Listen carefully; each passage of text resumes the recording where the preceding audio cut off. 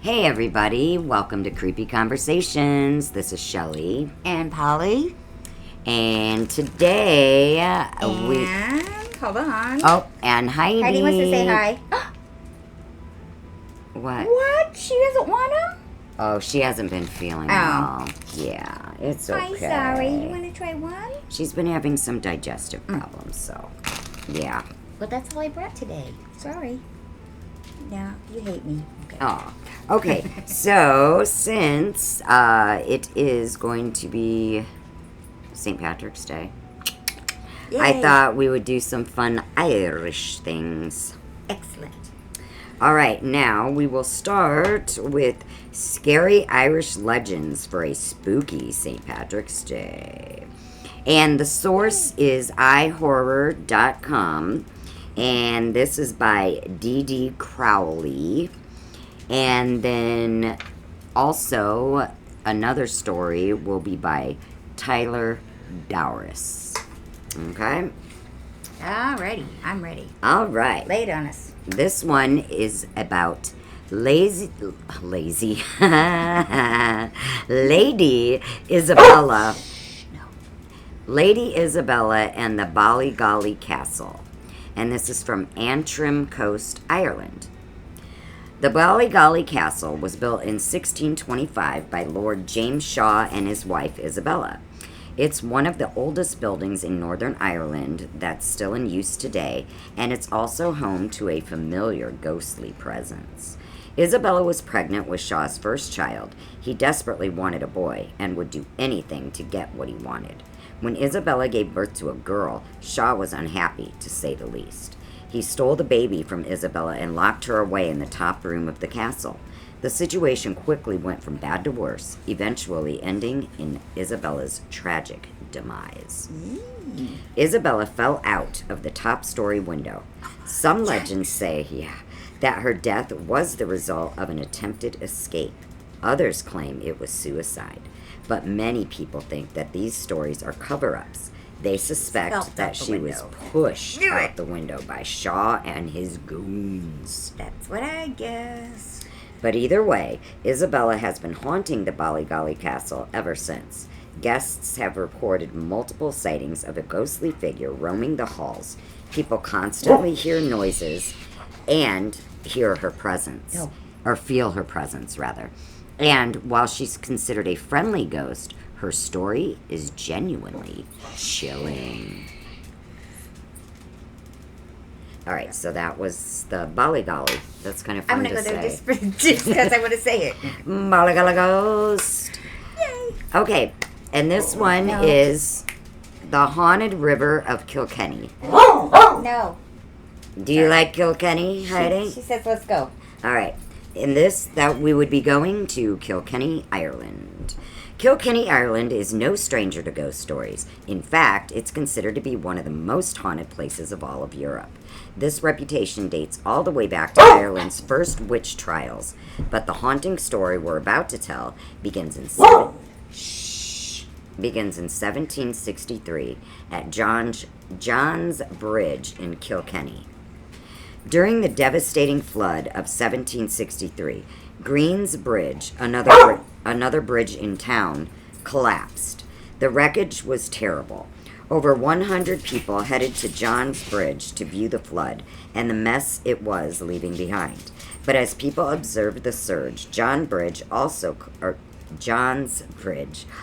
collapsed and tragically took the lives of around 16 of the spectators. Ooh. Since this horrific day, people have reported ghostly figures haunting the scene and rising with the morning mist. John's Bridge was rebuilt many times, most recently in 1910, but the gruesome story will always be a part of Kilkenny. Kilkenny.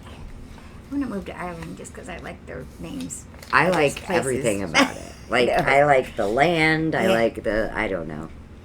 It just seems so beautiful, and like I just love the accents and the jigs. I'd get in trouble with the drinking. But. All right. Often pronounced as Dullahan in English, this headless rider foretells death. And this is what he looks like. Yeah, the guy from. It's kind of like the Headless Yes. Horseman, yeah. But he foretells death if you see him. Well, I imagine he's not going to bring you good news. Look at him. He carries a phosphorescent head under his arm which glows with a sickly smile. He is able to use his head as a lantern to light the countryside and find the home of the dying. In some legends, Heidi, I'm going to lock you in your room. In some legends, he actively seeks out victims. In most, he just plays the part as an omen. Not one to be watched working if he sees you looking at him. He will throw a bucket of blood on you, marking you, or he might blind you in one eye. Just one eye? Well, Yes. I guess. If you can get that away from her, I guess it's we're done here. I guess it's not so bad if he only does one eye. He could do worse. At least he's leaving you an eye. Still sleep. Leaving you one eye. I know, but that just glass sounds is like, half full. like you said, the that horseman or whatever. Yeah, What is it? A headless horseman. the headless horseman. Yeah. Legend of Sleepy Hollow. Yeah, that's it. I couldn't think of the name of it. All right, another bad omen is the Banshee. This fairy woman is known for her eerie and ear-splitting scream. It is said that if a Banshee scream is heard 3 times, someone will die. She is portrayed as both an old hag and a beautiful woman. She is sometimes known to hang around the Dullahan, and they do the work together. And she can also be described as an energy or a life force vampire. So she would be like a psychic vampire. A psychic vampire. You know, I can tell I'm going to suck your blood. No, I know a few of those.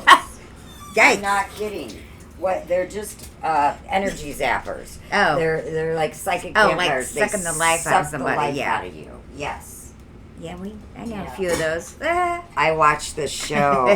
Ben and I watched this show, What We Do in the Shadows, and there are 4 vampires that live in this house, and 3 of them are just like regular vampires. The 4th one is a psychic vampire, and he lives in the basement, and he's like got a filing cabinet, and like his bedroom is really just like bland, and he bores people to death. Like he bores them to death. All right, this next one is called That slurping Heidi is just thirsty for more spooky stories. Yes, she is. Always. This is called the Slaw. I don't know how to say this. Sidhe. And I'm Irish, so I don't know.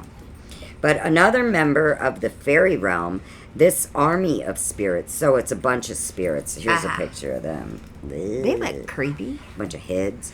Okay. Another member of the fairy realm, this army of spirits is made up of those who were evil in life.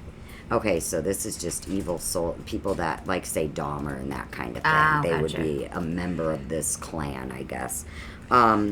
Depraved, even in death, they search from the sky for victims, shooting them, or shooting, I'm not going to pronounce this properly, so I apologize, Bame Sidhe, evil spells at them. They target the dying to take their souls with them to join them. Dun dun. So, So, do you still want to go to Ireland? yeah, as long as I'm not dying, I guess. Yeah, I still want to go. I still want to go. Yeah, as long as they don't. Yeah, that. Okay, have you heard of the Morrigan? Morrigan. No. Okay, I'm getting ready to. The Morrigan is a trinity of sisters that come together to make a great queen and foretells of fate and war. The team differs from legend to legend, but most say the Morrigan is made up of Babid, Macha, and Nemain. What is Those are the three sisters' Oh, that's their names. Yeah, Okay, and gotcha. I probably butchered them Gotcha. all. All right, so don't come for me, Morrigans. Yeah. All right. With their hands in war, they are often linked to Viking and Norse mythology. Bod can also take the form of a crow, and crows are often seen as bad omens as well. They are also the antagonists of the novel A Dirty Job by Christopher Moore. That's just a little fun fact. All right. And there is the Leonan Sidhe. Sidhe. I just do not know how to pronounce that. There is that Sidhe word again. Yeah, tell me about it. She is a muse that creates some of the most talented artists and inspired works of art. What? Ooh. What, the muse? Yeah, I'm just thinking of, like today's evil people that, we talk about. Yeah. At the same time, look here. At the same time, she slowly drains the life from her victims, meaning that they die young, but they leave a beautiful legacy behind. I wonder if that's like the 27 Club. Like all the talented stars that died at 27, they were all young. Did the Leanne Sidhe come for them? Woo! Perhaps. I'm gonna say yes, Bob. All signs point to yes. Yeah, Magic 8 Ball says most likely. Most likely. So, this year, while you're out celebrating St. Patrick's Day, keep your eye on the night sky, look for unknown lights, and keep your ears open for screams. You never know what might be out there.